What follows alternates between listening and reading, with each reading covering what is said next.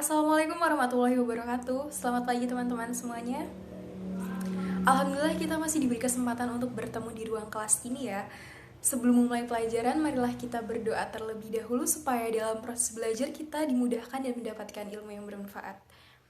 Berdoa menurut agama dan kepercayaan masing-masing, berdoa dimulai. Berdoa selesai. Bagaimana kabar kalian hari ini? Semoga tetap dalam keadaan sehat pastinya ya, karena kesehatan itu lebih penting dari apapun. Minggu lalu saya sudah memberitahu ya bahwa hari ini kita akan membahas mengenai teks biografi. Sebelum kita membahas lebih jauh, saya ingin bertanya terlebih dahulu, apakah di antara kalian sudah ada yang tahu tentang pengertian teks biografi?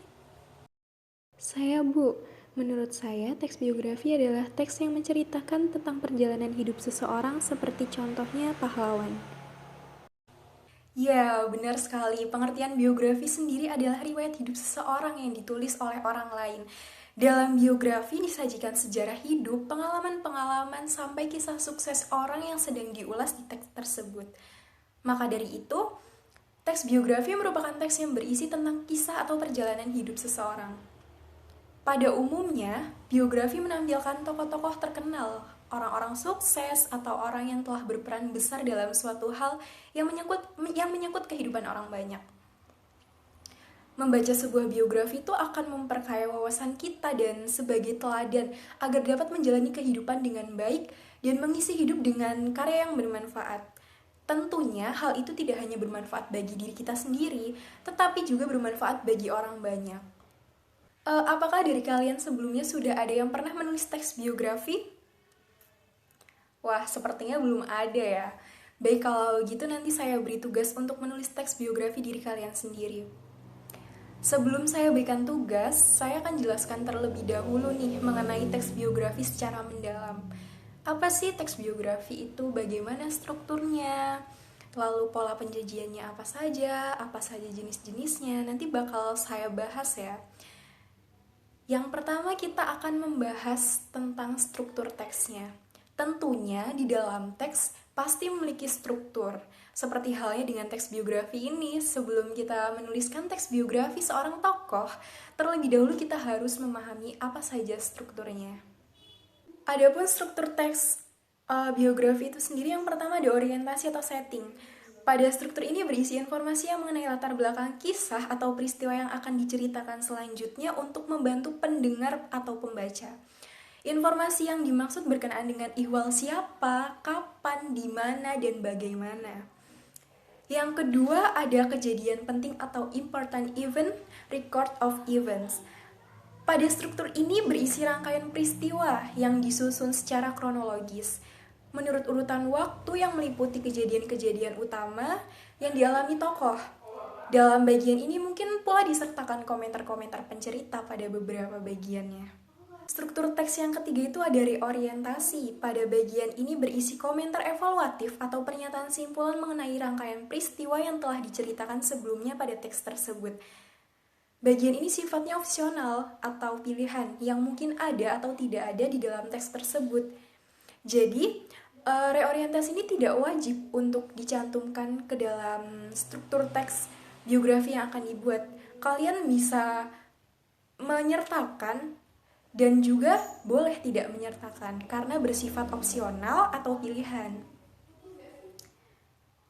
Bagaimana, sudah paham belum tentang teks biografi yang sudah saya jelaskan?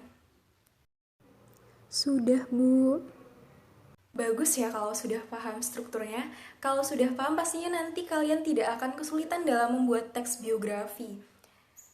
Lalu setelah mengetahui strukturnya, kita juga perlu mengetahui apa saja sih ciri-ciri dari teks biografi itu sendiri.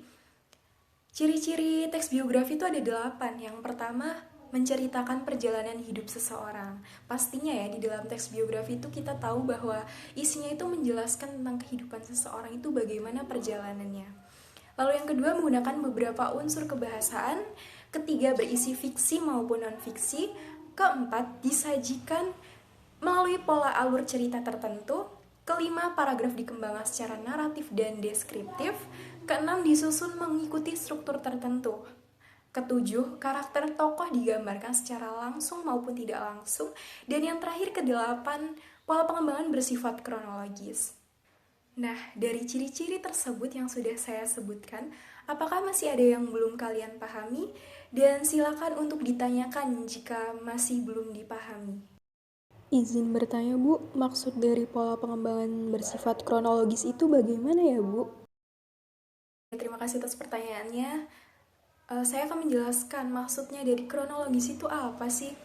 Jadi maksudnya kronologis itu adalah istilah yang berkaitan dengan urutan waktu.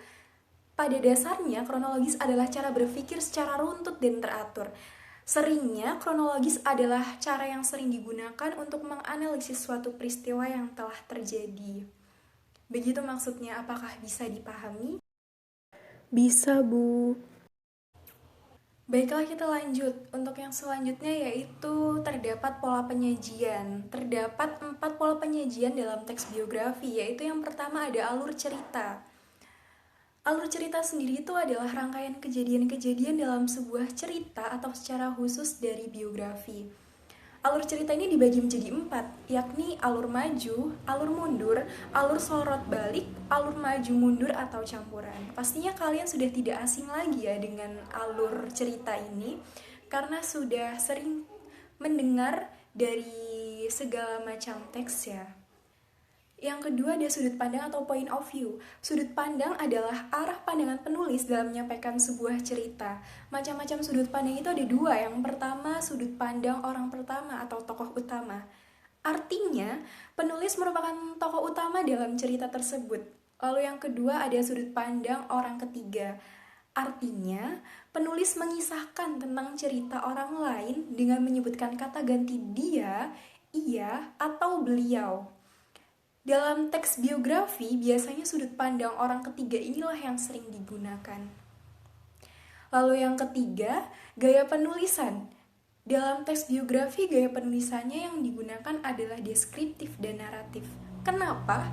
Karena deskriptif dan naratif ini adalah gaya penulisan yang sangat cocok untuk menulis teks biografi. Lalu yang keempat ada fokus penceritaan. Fokus penceritaan dalam teks biografi tergantung dari apa yang membuat tokoh tersebut terkenal. Misalnya, dengan menyebutkan berbagai prestasi yang pernah diraihnya selama hidup. Dan yang terakhir itu ada jenis-jenis teks biografi. Apa saja sih jenis teks biografi itu? Terdapat 4 jenis. Yang pertama, yaitu berdasarkan sisi penulis, yang kedua berdasarkan isinya, yang ketiga berdasarkan persoalan yang dibahas, dan yang keempat berdasarkan penerbit. Itu tadi penjelasan mengenai teks biografi. Nah, sekarang saya akan memberikan contoh tentang teks biografi.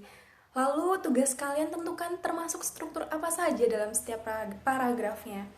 Saya berikan waktu 10 menit untuk mengerjakan, lalu setelah itu kita bahas bersama-sama. Baik, silahkan dikerjakan. Baik, waktunya sudah 10 menit. Apakah ada yang bisa menjawab tentang struktur teks biografi yang berjudul B.J. Habibie, Presiden Indonesia ketiga yang memulai karirnya di Jerman? Silahkan, saya beri kesempatan untuk menjawab pada kalian.